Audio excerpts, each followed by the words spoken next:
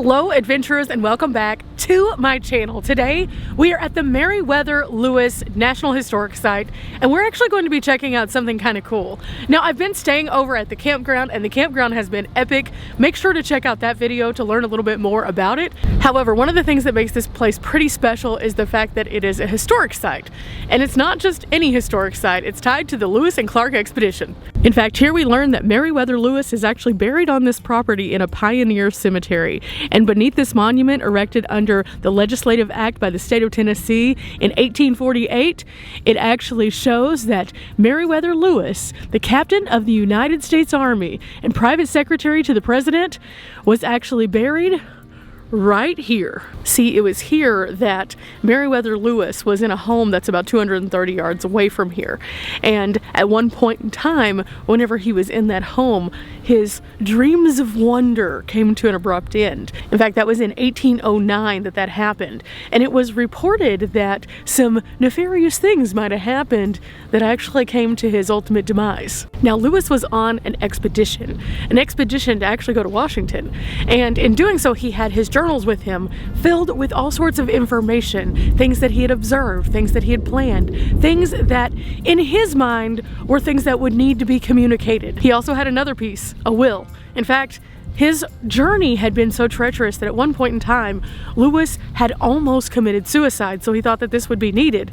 Little did he know that his demise would actually come shortly thereafter, as it is said that robbers in this area and potentially other people sought him out, and in doing so, he ended here in this final resting place. No matter how many times I've gone to different historic sites, it always kind of amazes me that people who were the most important at one point all end up in a common area like this. In fact, there are dozens of other graves here, but you can barely see them because you see the spire of the larger one. But there are other people here as well. Now, this was a stop along the original Natchez Trace, and in fact, right across the road where my van is parked, you can see a piece of the old trace itself. And that's one of the things that makes this part pretty significant. There's the historic stop, but also there are a variety of different places that you can adventure to on property to see the earliest of early in this area through those trace areas. In fact, they have them all marked with these fences so you can walk alongside them and see what the journey might have looked like. It wasn't the modern roadways that we have now. In fact, it was a lot different. It was a lot more rugged, and that would allow a lot more people to hide out and do some pretty cruel things along this roadway. See, the roadway wasn't the same. There weren't these wayward points like we have where we can pull over to a truck stop or a gas station or a Walmart that's well lit. Nope, it was just the great outdoors, just waiting for them with all the sounds. Just a short distance down the old trace, we find this, which is actually a series of different trails that you can take. And some of these are going to be a bit more rugged than others. Some of them are going to be longer or shorter. Along this trail, they also have some of the trees marked so that you can tell what kind of trees that they have in this area. So that's pretty cool as well. It just goes to show that you never know what you might find at a historic site. A lot of people come here and think, oh, there's a monument, or oh, there's a cabin, which we're about to go look at as well. But they may not think about the other significance of the area and the way that we can explore it, and I always try to look outside the box. There's definitely a lot of different walking areas that we could go on, and so that makes it pretty exceptional. On top of the fact that it has a free campsite, I think we're pretty much winning with this one. But there's a few more things that I want to explore today.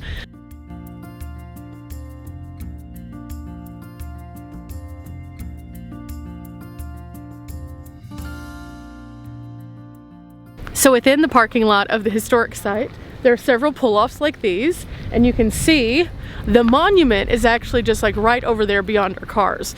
But right over here on the other stretch of Old Trace, there is another historic sign. In fact, here we learn that this was designed to meet the earliest of necessities of trade between Nashville and the lower Mississippi area.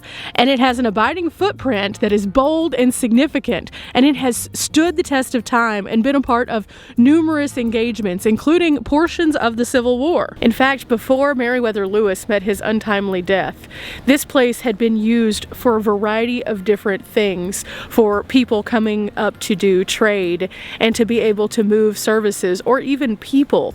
And over time, it has a lot of really interesting and unique stories, but potentially the overcast of the melancholy of Merriweather Lewis's passing really was a profound moment in American history, because he was one of the definers of so many ideas of our westward push. But in addition to that, this road has seen more melancholy, as Andrew Jackson actually led his troops down this roadway for his engagement against the Creek Indians.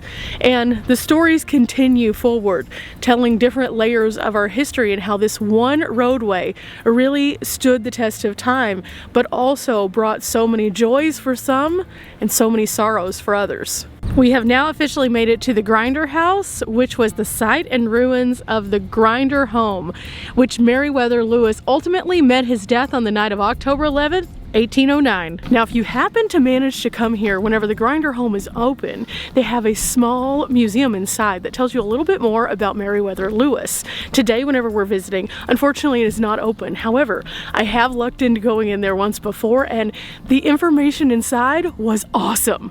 Not to mention, there's usually a park ranger inside who can point you in the direction of other historic, significant places along the Natchez Trace. Just behind the home, we find this, which designates the Natchez Trace Early American Trail. And this is a very old trail that was traveled by many of the earliest Americans, like we were talking about. But here it talks a little bit more about that and some of the designations of the things that would happen during this point. But then you can actually take this Footsteps Through History trail and enjoy a bit more of a deep dive into that history while seeing what they might have been able to see at that time. The old Natchez Trace was once a major transportation route, and some of its most frequent travelers were boatmen known as cane tucks. These intrepid adventurers sailed goods and supplies down the Ohio and Mississippi rivers to sell them in New Orleans. They then took the old Natchez Trace north to return home to the Ohio River Valley. Mail carriers, merchants, and settlers also journeyed on this route, and its designation as a postal road in 1801 led to the road improvements and increased traffic. When steamboats made the trip north by river, possible use of the Natchez Trace started to decline. When Merriweather Lewis returned from the Corps of Discovery expedition, President Jefferson appointed him governor of the Upper Louisiana Territory. The position was an honor, but it was also filled with challenges. While Lewis was the governor, the newly elected Madison administration adopted a stricter financial approval process. When Lewis's payment vouchers were denied, it put his personal credit and reputation at risk. Lewis headed to Washington, D.C. to address these matters in person. As he planned his trip to Washington, D.C., traveling down the Mississippi to New Orleans, then along the Atlantic coast, he originally wanted to do this. However, the hostile British ships were patrolling the ocean, and he feared that his journals might fall into their hands. Also, he was battling poor health at this time, and he decided to change his mind, instead deciding to travel over the old Natchez Trace. As a renowned explorer who helped forge a new path to Pacific Ocean, he finished his last journey here. At age 35, he died at Grinder's Stand and was buried nearby. Which brings us back to our beginning again. In fact, where we started out this morning at the final resting place of Merriweather Lewis, that's where the story comes to a conclusion.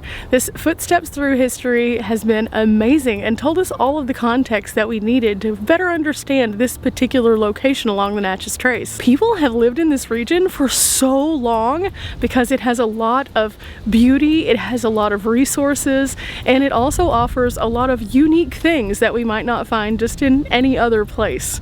So I'm very excited to take you all along. So now let's get going.